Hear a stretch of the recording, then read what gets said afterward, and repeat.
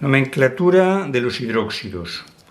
Los hidróxidos son compuestos de un metal y un determinado número de OHs.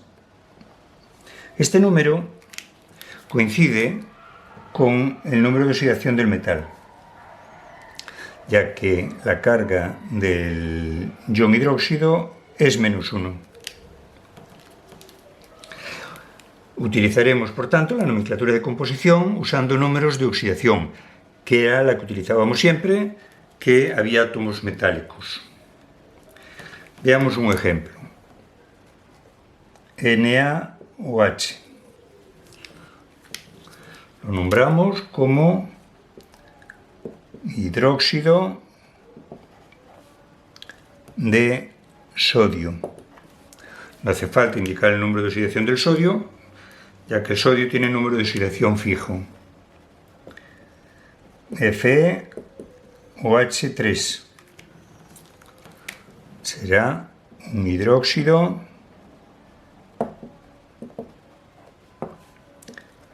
de hierro.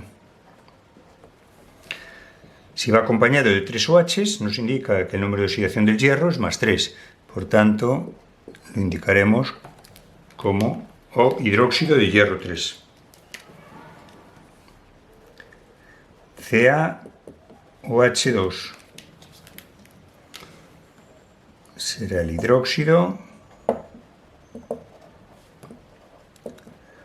de calcio, y no hace falta indicar el número de oxidación porque el calcio es un alcalino térreo que tiene número de oxidación fijo. Si nos dan los nombres,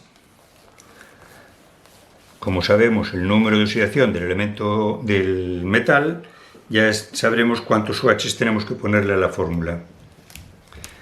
Por ejemplo, hidróxido de zinc. Tendremos zinc y un determinado número de OHs, tantos como el número de oxidación del zinc. El zinc tiene un número de oxidación +2, por tanto, irá acompañado de 2 OHs.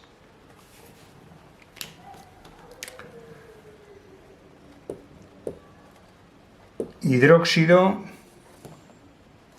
de aluminio.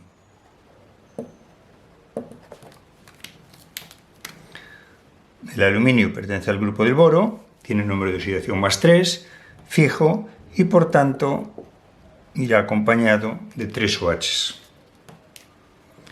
Por último, hidróxido de manganeso 2.